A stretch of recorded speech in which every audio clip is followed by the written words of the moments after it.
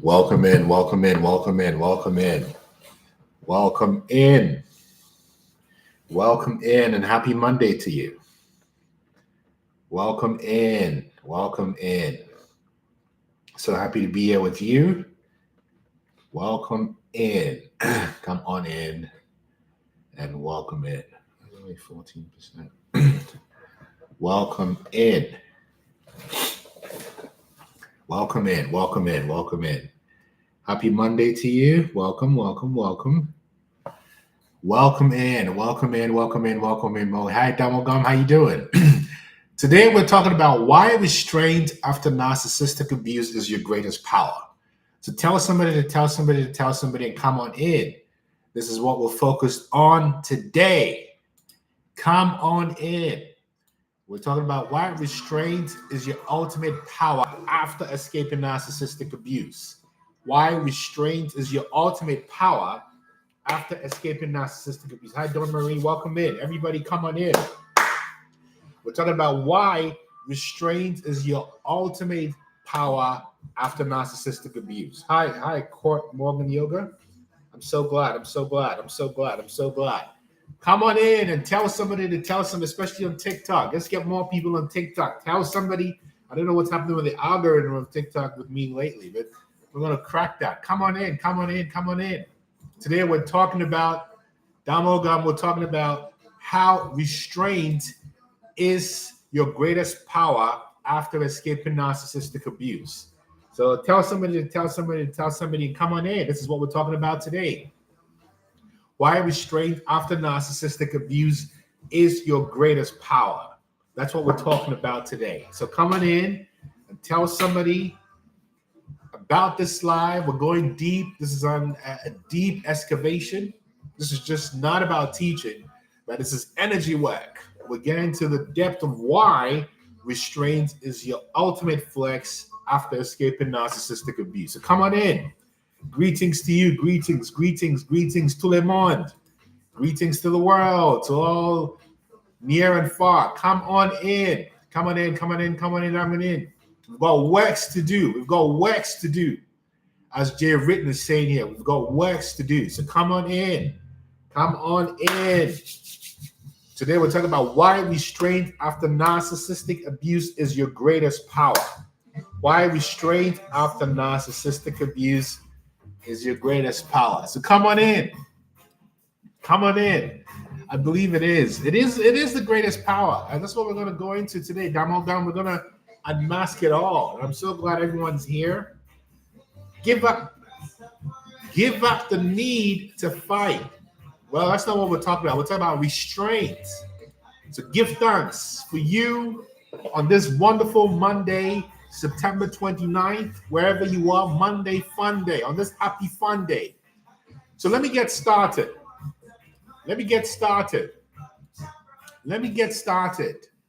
As I fill I cup, you understand? Let me get started here. So first of all, feeling up. When empaths awaken from narcissistic abuse, the first realization is rarely about revenge, about triumph, or even escape. Miss Wonder Woman, it's about restraint, because there's a quiet but seismic recognition that says I can act with the same cruelty that was used against me, but I will not. Let me say that again. There's a quiet but seismic recognition that I can act with the same cruelty that was used against me, but I will not. You see, narcissists think they're the only dark agents, not realizing that the empath can be even darker than the narcissist, more manipulative than the narcissist. But again, there's a reason why the empath doesn't do. I want you to understand your power and your strength. You see, because the decision is not born out of fear or passivity. I know how dark I could get, how tough I can get, but this decision is born out of intelligence, Diane, an intelligence that is biological, spiritual, cultural, and cosmic, because restraint is the evolutionary genius of the empath, Wi-Fi. It is why the nervous system survives where others fragment, do no harm. That's the ultimate purpose of the Buddhist Dharma. You see, Restraint is the evolutionary genius of the empath. It is why the empath, why yours and mine, why our nervous system survives where others fragment, Dawn Marie. It is why our relationships, though tested, remain contact with conscience. It is why across history, movements anchored in restraint have transformed civilizations more than those built on raw force. Nelson Mandela, Mahatma Gandhi, Martin Luther King, Fannie Lou Hamer, Harriet Tubman. Shall I keep going on? Restraint, Kwame Nkrumah. It is why the nervous system of an empath survives where others fragment. It is why our relationships, though tested, remain intact with conscience. It is why across history, movements anchored in restraint have transformed civilizations. We are more than resilient, Dawn Marie. We are the ultimate gangsters, but they didn't know that. You see, because we're nice and kind, they couldn't imagine that we understand how to get gangster if we want to be. Let me go further. To understand restraint, we must move on, thank you, Cynthia, beyond psychology into a multidimensional view, which is what we're doing. And here we're going to talk about conscience, we're going to talk about energy, and the energetics and esoteric basis of restraint. You realize that the narcissist's power is performance, loud, chaotic, you are gangster, and ultimately unsustainable. Whereas the empath's power is restraint, quiet, concentrated, and eternal. You see, like now I'm being very restrained in how I'm expressing what I'm telling you. And even in my restraint, there's a meekness. In that restraint, there's a meekness, there's a calmness that the ultimate narcissist will experience as timidity or innocence. But then they don't realize that there's a gangster in here. What are you talking about? Somebody tell me if I'm talking to you. Somebody tell me if I'm talking to you. This is restraint. Tranquil. Strength under control. You've seen it. But let me tell you more about this binary power of restraint. Restraint does not negate power, Diane. Restraint defines it. Let me explain it to you. The great French philosopher Michel Foucault described what he called, thank you, Diane, described what he called counter-conduct. Sun and Moon, Miss Wonder Woman, Judith and the Universe, Angie Shamo. What Michel described as counter-conduct is the refusal to participate in oppressive structures like the narcissistic relationships we've all experienced. I love the way you write too, you get me? And we all have accents. I love my accent, I love yours. You see? Let me keep going. The empath's restraint is not withdrawal, but counter-governance. Because by refusing to retaliate, we, the empaths, remove ourselves from the narcissist circuit of control. Come on now. Diane, what are you saying? You got that, right?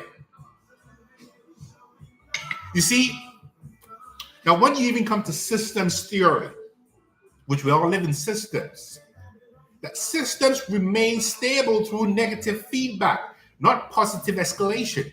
So when the empath restrains their response, what you do is you provide the necessary correction to break cycles of abuse. I mean, we're talking at a higher frequency, right? Not about revenge, but restraint. Further, in physics, Cynthia, there's something known as the Higgs field, Higgs field. And the Higgs field dignifies the particles not by forcing them, but by slowing them down. And when you slow down particles, you grant them mass, identity, and coherence. That's physics. I'm giving you the science behind restraint. So restraint mirrors the same universal law. Dignity arrives not from striking, but from holding. Has everybody seen that Muhammad Ali photo with Sonny Liston where he's about to give the punch, but he restrains himself? You know, he could have given that final punch, but he didn't. That is the ultimate restraint. And you can only be restrained when you understand your power, Diane. 1 week per theme. I'll work on that. You see? But there's so much to give because I want to make sure that we are understanding what's happening to us from all the dimensions. Because science will work for somebody, literature will work for somebody, voodoo will work for somebody, Buddhism will work for someone, Islam will work for another person, but it's all truth. But I hear you. Let me go further. Now, I always talk about Hermetic principles, which is natural law. And in Hermeticism, the principle of polarity explains that restraint and force are not opposites, but degrees of the same continuum, Diane. Let me say it again. Oh, I'm so glad you came up from Vipassana. I hope you saw what you needed to see, which is the habitual mind, Sarah. You see, the principle of polarity explains that restraint and force are not opposites, but degrees of the same continuum. Andretti Bean Grinder. Restraint is force refined into wisdom. Excusez-moi. Let me say it again. Restraint is force refined into wisdom. Are you? If you're hearing me, just type transform in the comment section because we're digging deep. I just want to. How do you even say restraint? Restraint is force refined into wisdom. You see, that's what we're talking about. Am I talking to you? Come on, tell me if I'm talking to you. Type trans. Thank you, Miss Wonder Woman. Thank you, Diane. Thank you, Mystica Raven. Let me keep going.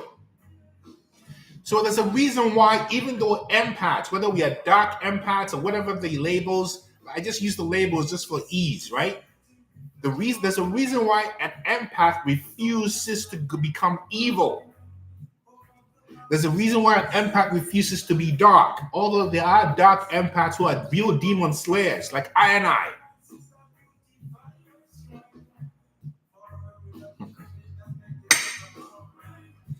The empath's inability to descend into narcissistic darkness is not merely moral, it is neurobiological.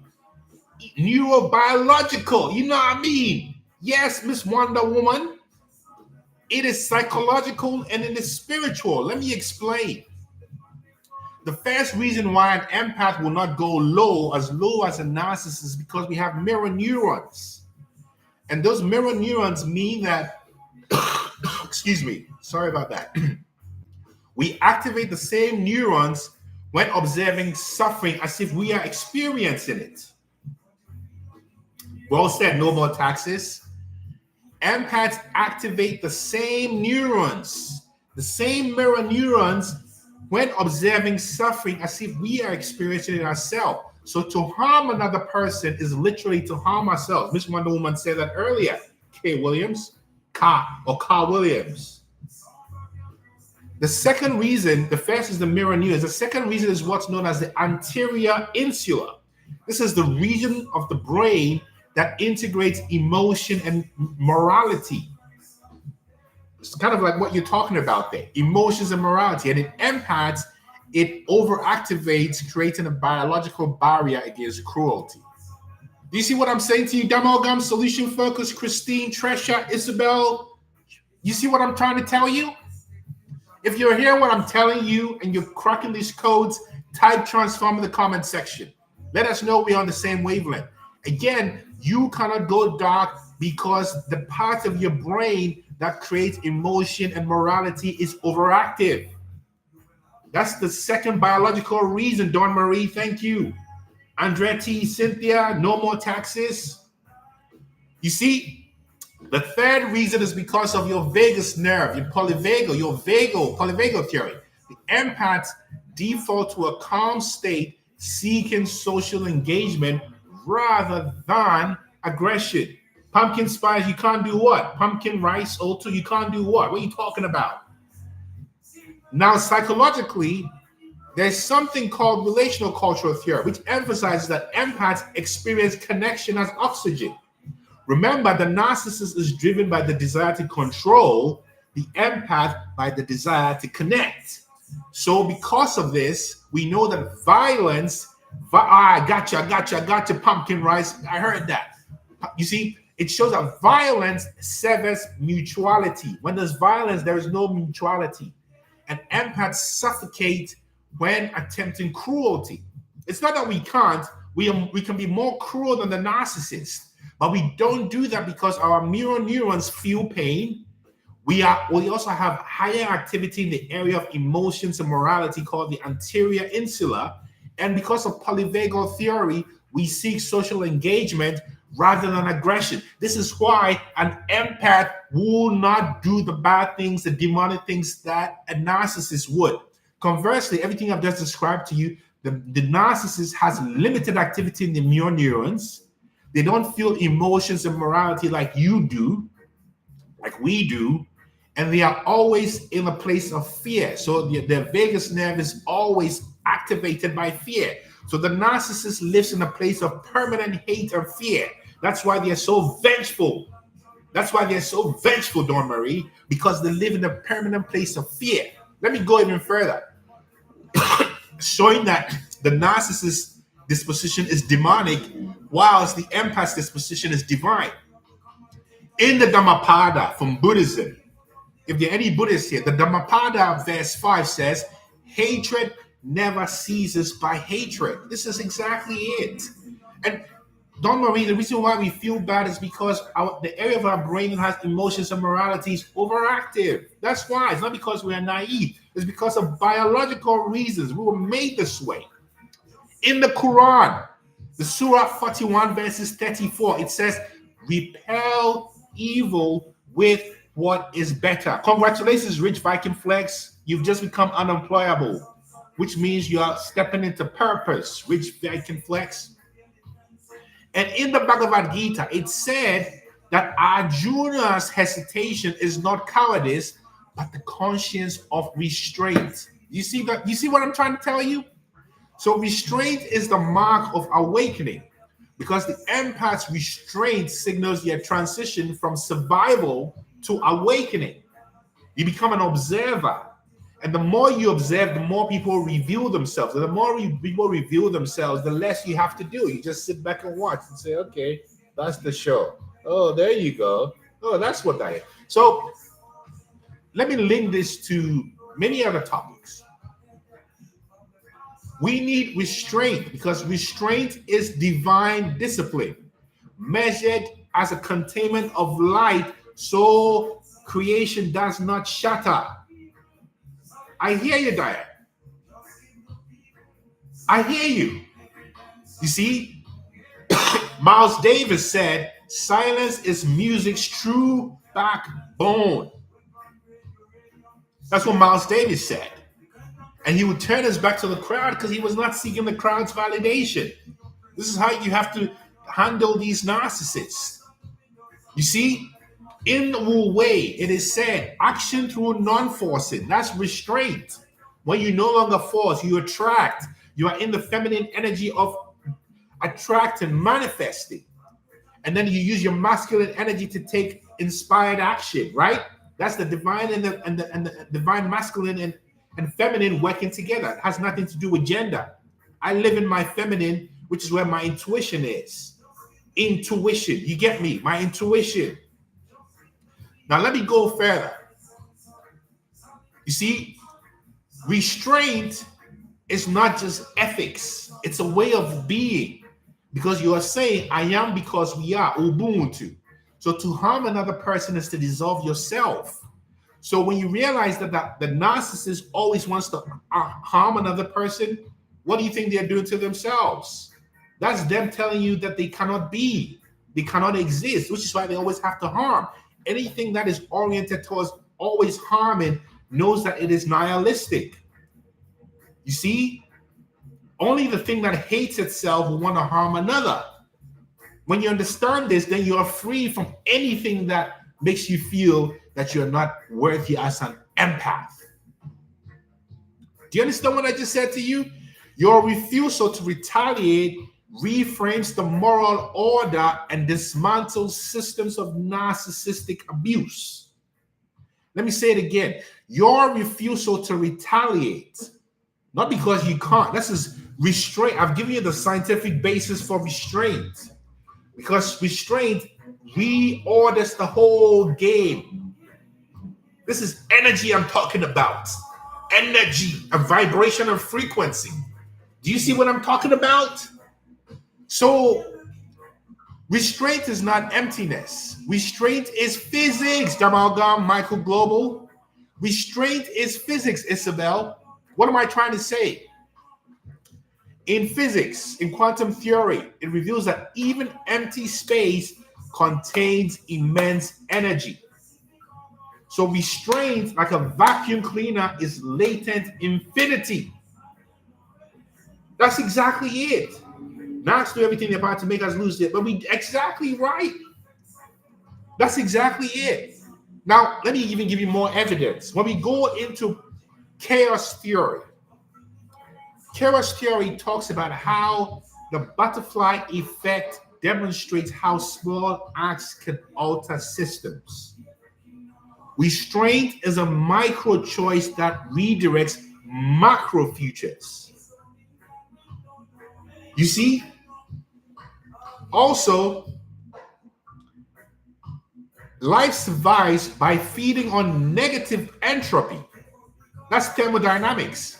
So an empath who restrains destructive cycles is creating local order where narcissists created local disorder. It's a game of opposites, a game of polarity, a game of a continuum, one extreme versus another to get balance. You see? So mindfulness is restraint in action. In the Buddha Dharma, it said, and I know a lot of you meditate, mindfulness is restraint at the level of the sense door, choosing not to be contacted by contact, choosing not to be captured also by contact. Meaning, where does your anger express itself? In your body. Where? Through your senses. Where does inferiority manifest? Through your body. How? Through your senses. What you're describing, the mystical raven, is what is known as a copycat energy. That's a narcissist who is trying to be you more than you to negate you. This is also known as the doppelganger energy. It's the most demonic attempt to wear your skin. This is what the narcissist wants to do, to wear your skin, wear your identity. Am I making sense to you? Now, in neuroscience also shows that mindfulness lowers your fear center, the amygdala, and strengthens your ability to think rationally. Terrible. So just as a dam restrains water to produce hydroelectric energy, mindfulness retrains reactivity to produce creative energy. You said it. They want our soul. It's a possession. It's very demonic. It's not flattery. Maybe in the beginning it feels like flattery, but later on you realize it's not. How do you handle it? Ignore it. Ignore it. Don't give it energy, because remember the observer effect. A thing is in potential until observed. So once you observed it, it's over. So don't pay it. Take your energy away, your energy of attention. Because remember the saying, energy goes where energy goes where attention flows, or vice versa. So if you start to give the thing attention, energy will go there. If you stop giving it attention, it's over. Am I making sense, Mr. Raven? I hope so. You see? So this is the real story of restraint, because restraint is encoded in every mystical and spiritual system. It is. I'm so glad this is helpful. You see, energy flows where attention goes. Thank you, Dawn Marie. That's exactly it. Energy flows where attention goes. So let me give you some examples of esoteric restraint. In Kundalini Yoga, Kundalini Yoga is all about energy and the breath. And if you never tried Kundalini Yoga, try it. Kundalini Yoga says energy must be restrained in its rise, because premature release fragments the psyche. It is in every mystical system. So the first one I'm giving is Kundalini Yoga, Diane. Kundalini Yoga is all about the energy moving through your chakra. And you perform this yoga strictly about raising your energy and restraining your energy to come into spiritual power. This is all with the breath and awareness. When you come into alchemy, which is all about transmutation, the stage of nigredo, which is when the brass is blackened before it becomes gold, is restraint before transmutation.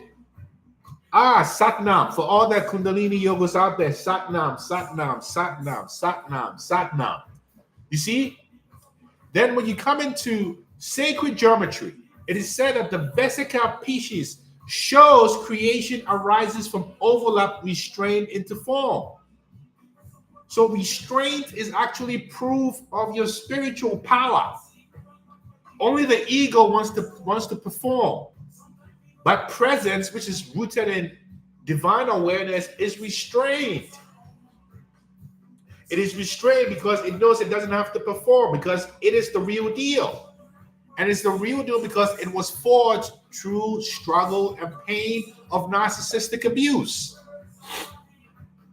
So how does restraint fit into the world we live in today, in September 29, 2025 and beyond, knowing that all the rules in the world have changed?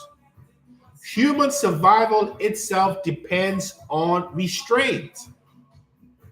So from an anthropological standpoint, research on cooperative breeding shows restraint and aggression made human kinship possible. This is going back to pre-sapiens. You see, in astrophysics, black holes restrain light within event horizons, yet their containment shapes galaxies. So in the same way, when an empath restrains distraction, the empath shapes human constellations. If I'm talking to you, type transform in the comment section. Let me know I'm talking to you. You see? So the invitation here is not to be passive, but restraint is power in its most refined state. You see? That's what it is. Restraint is power in its refined state. You survived, for those who survived. Darlene, you survived narcissistic abuse not because you're powerless, but because you bore restraint as armor. Remember, Amalgam, Earthlines, Treasure. Let me say it again. You survived narcissistic abuse not because you were powerless. Let me be clear. But because you bore restraint as armor. Around me too. Your silence is not emptiness. It is resonance. And your patience is not weakness. This is spiritual law. So we know that the narcissist's strength was loud, brittle, and finite. But your strength, my strength, is restrained. And remember, silence is different from a silent treatment. The silent treatment is rooted in trauma. You see? Whereas silence is rooted in observation and intelligence.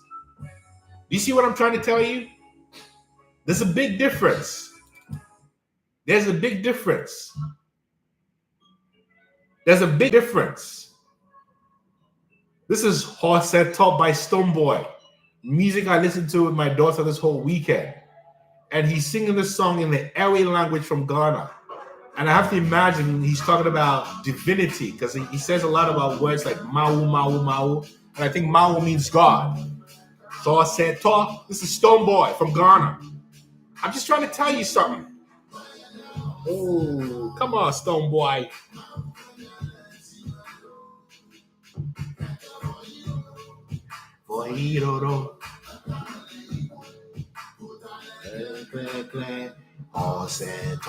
Woo! Give thanks for this day, for this moment of being alive right now, for being here, for being able to move my fingers. to share your message. You see, restraint is sovereignty. Big up, Stone Boy. Restraint is not suppression. Restraint is the empath's final initiation and the key to your ascension. This is what it's about. Give thanks to you, Don Marie. Do you see what I'm trying to tell you? Excusez-moi. This is what it's about. So restraint. You become restrained because you know your power. Why do they scream and get angry and aggressive when you speak? Because they're discombobulated. They're dysregulated. They're only regulated through trauma. So when you're calm, this is how you unmask them. You just watch them like this. Is that what you're doing? Oh, is that what we're doing? Is that what we're doing? This is chess. You start playing spiritual chess. You play spiritual. What can be dangerous if you're a child? What flower garden? What are you talking about? You see? What does it mean when someone says they saw my aura? It means they felt your energy. They can tell that the presence of the divine lives in your heart. That's what it means, Britta. And anytime you hear things like that, say thank you and forget you heard it. There's no ego with the divinity. My mother was like that, and she would lie on me. I'm so sorry that happened to you, right? I'm so sorry that happened. You see? That's what it means when they say they can see your aura. And let me tell you this. The ultimate fire of an empath is actually in this song called Giddy Giddy. Giddi, Giddy Giddy by Stoneboy. So what he's basically saying is, if you're a narcissist, you can step to me. He's speaking again in a language called Ewe. But I like to play these songs because empathic messages are hidden in all kinds of music. So what Stoneboy is saying here is, if you can test I, step to me. You can try, but when you step to me, you will feel the power of the divine. So come. And don't think because I'm calm, I'm stupid. I am calm because I'm restrained. That's what the song is about. Come on, Stoneboy. Woo!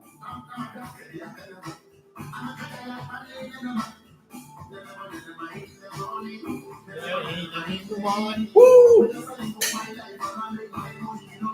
Anybody? Don't see me like a fool. Ooh, giddy, giddy, giddy. Woo! Don't see me like a fool because you don't do giddy, giddy, giddy. Don't see me like a fool because I don't do giddy, giddy, giddy. Don't see me like a fool because I don't do giddy, giddy, giddy. Hey! Fire, fire, woo! Fire, fire. Come on, Stoneboy. You see, when you act, let me tell you the deepest reason when you start acting restraint. Here's the true nature. When you act with restraint, you are sending a message to the divine. You are sending a message to the divine that I'm no longer using my ego and I'm not seeking revenge. And when you send that message to the divine that not me, this battle is not mine, I am leaving it to you, even though I'm a warrior, I am leaving it to you. The moment you do that, your spirit guides get into action. And when your spirit guides get into action, you begin to see the impact of karma. And when you hear or see the impact of karma on your enemies, you will start praying for them. So the real magic behind restraint is surrender. And only the strongest surrender spiritually. Because you are saying, I am surrendering to the unknown. I am surrendering to my higher self. I'm not going to use my ego, not by my might. And when you surrender in this way, that is why restraint feels so powerful. Because you get out of the way of the organics. When you get out of the way of the vibrations and the organics, things are going. I'm trying to tell you some magic over here. This is pure Kemetic magic. You see, in ancient Egypt, I'll tell you a story. In ancient Egypt, one way to maintain your morality was at the end of every day or at the end of your life, you had to face a scale. Remember, just a regular scale. And on the left side of the scale was a feather. And you were required to take out your heart and put it on the right side of the scale. And if your heart at the end of the day is heavier than the scale, you didn't have a successful life all day. Did you hear what I just said? So how do you keep your heart lighter than a feather? Restraint, surrender. Restraint, surrender. Because when you live in the place of restraint and surrender, and only a small minority can get to this point, you begin to unlock hidden miracles and mysteries. It's all energy. And by the way, a miracle is just a math equation. Just like being psychic is just mathematics. 1, 2, 3, pause, pause, pause. 1, 2, 3, pause. That's all it is, pattern recognition. Being psychic is mathematics. Being a great philosopher is simply a math equation. Being an empath is mathematics. Intelligence is mathematics. Foresight is the universe is explained through sacred geometry, repeating patterns. And that's why in Islam, you never see a representation of the prophet or the divine with pictures. You just see divine geometric shapes. Because geometry and mathematics explains the world, the number girl. I'm talking to you, the number girl, because I'm talking numbers to you, number girl. This is the whole message. So when you shift to a place of surrender, which is restraint, when you shift to a place of restraint, you start to hear the reward of the wicked, Michael Global. You start to hear it, Michael Global, and you will feel deep empathy for them. But it's not your job to get involved. You see? Because when you say to the divine, I am not going to use my power, you're telling the divine to use its power. Can you imagine having the forces of the divine, which is activated by your restraint? You do it. There's no magic thing in the sky doing it. It's you. Because all you're doing is following law. And the law you're following is quantum law, divine law, lion order. Do you understand what I'm saying? This is the whole beatness. Law. That law is truth. Capital T truth. What is called in philosophy, capital T truth. Because capital T truth is objective. There's small t truth, which is subjective. But capital T truth evoking belonging. Full credit to Ro Mali. You understand what I'm saying? This is what it's about. Ion, Lion, Zion. Heard that. Ion. Because the ion is how you discover you are courageous. The Griggles. Then that your courage makes you realize you are a lion. And being a lion moving with ethics is what takes you from Babylon to Zion. Did I answer your question? It wasn't a question, but I'm just adding some divine hot sauce to what you said, Griggles 22. So this is the message. What do I know about the Yoruba people? My name is Babatunde. Father has returned. That's my Yoruba name. Babatunde.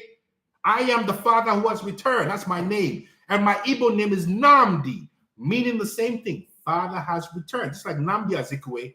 So you are talking to Babatunde himself, monkey mind. What are you talking about? One love, monkey mind. This is what it is. You feel bad for them. You feel bad for them because biologically you have mirror neurons, Angie Shamo. You can't help it. That's what makes an empath an empath. That's what makes an empath an earth angel. One love, monkey mind. This is what makes an empath an earth angel. The earth angel is the one who can feel other people's pain and show them it's okay because there's a biological reason for that because of your mirror neurons and then your ability to have emotions and morality. But beyond that is because you have been through the valley of the shadow of death, the hell realm, and you've looked at the devil in the face and said, oh yeah, I am an empath. That's what makes you an empath. Because the purpose of an empath here, Aramito, I hear that. The purpose of an empath is to awaken. And when an empath awakens, you are showing those who desire to awaken, you can do it too. That's the whole point. There's nothing else. Excuse me. Am I making sense, Treasure Star? Everyone here is a hero. Everyone here is a star. Everybody is a star. The Roots. Everyone is a star. You see? So this is the message, So I want you to carry this fire on. And I'm going to play one of my favorite songs from The Roots. This is a song called The Fire. The Fire. This is called The Fire. You must always bend the fire. Come on, Black Thought, The Roots, Philadelphia's own. This is The Fire. This is The Fire by The Roots. He's telling you there's something in your heart. The roots are telling you the fire. Come on, roots. This is what it's about. We're all shepherds. You said it. There's something in your heart. It's a fire inside you. Let it burn. Woo! You say there's a fire inside you. Let it burn.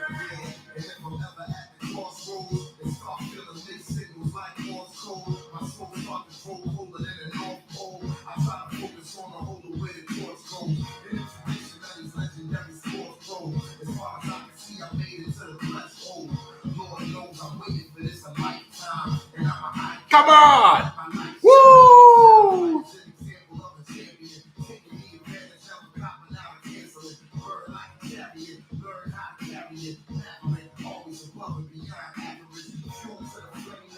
Come on, Black God. Woo! I can't even move. Reach for the sky, he's telling you. Something.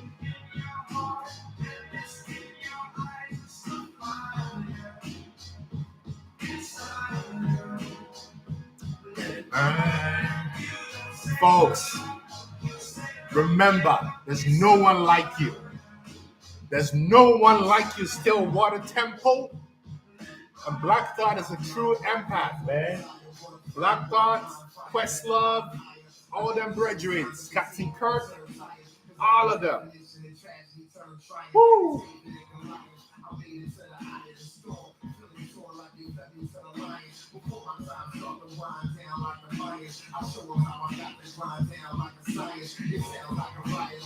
It's so quiet, the only thing I hear is my heart. I'm inspired by the challenge that I find myself standing out with. The move like a box warrior of the 9 cowards. Come on! Come on, Black Thought! That's why the highest victory is what I'm meant to take. I came to celebrate. I came to celebrate. I ain't losing, I refuse to make these same mistakes. Come on, tell them, Black Thought. This is the message. Restraint. Restraint is love. Restraint is true power. Restraint is how you win. Restraint is how you win. Restraint is how you win. So I'm going to end. And for anyone who's really curious, I want you to look up the words to a song by Jay Electronica. The song was titled 4,400,000,000. 4,400,000,000. I'm talking mathematics here. 4,400,000,000. That's the song I'm playing in the background. This song is for the chosen. I will call it a day after this song. I just want to let the song breathe. Together, and all the brothers and sisters get together. Come on. All the brothers and sisters get together.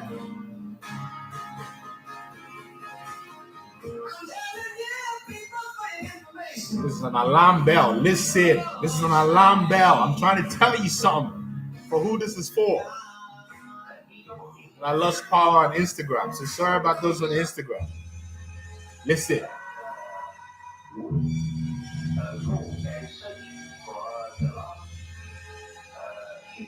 The lost people, children of the sun.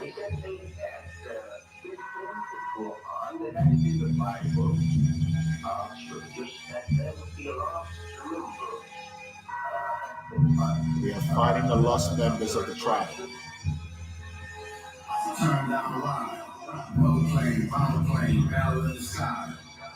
Surprise, surprise, don't for your lives, or whatever. We die together. Keep my eye open for fake friends who'll tell you about mental never and how fast you can get this cheddar, but behind your back, when you like Chris Webber. How long now the army will start kind of telling us to watch this rebel? Old Jimbo trying to say it's climate change. Okay. Y'all still listening to old Jimbo? Why? We ain't seen we did the human families of the planet Earth eating is all careful. That's alone is completed by the Messiah. We've identified the man himself. I'm telling you about the Messiah. You are the Messiah. Whether I'm black, red, or left on delivered, I call Mars. Jake Electronica, the one and only. There'll never be another. Never. You Family, that's the message. Choose yourself. Choose yourself. Choose restraint. Choose yourself and choose restraint. You see, you said at the Stillwater, you know it all. You know it all. You know it all. You know it all. And we can even use AI. You know, AI is not my enemy. You just know how to use it. It's all technology. It's all divine order. Don't forget, the World Wide Web is built off the technology of a spider web. Everything is nature. The World Wide Web is built off a spider web. And artificial intelligence is simply mimicking divine intelligence, if you understand that. So when you understand that, why would you be afraid? You know why, go on. Come on, the codes are written to I and I. So gratitude to everybody, yes? Thank you. Thank you so much. Thank you so much. Thank you so much. We're already saving ourselves. We've saved ourselves. WebNet, you said it, blood. You see, self-love. Keep on the Stillwater Temple. So I want to thank you, people. Thank you so much. Wake up, yeah? Wake up, wake up, wake up. Love is the only way. Wake up. Wake up. Love, love, love, love, love, love, love, love, love, love, love, love, love. Gratitude. Thank you, thank you, thank you, thank you, thank you, thank you, thank you, thank you. I'll be back here on Wednesday, yes? Blessed love. I thank you so much. Thank you. One love. Selassie is the ruler. One love. Peace. Peace. J Electronica. SOI.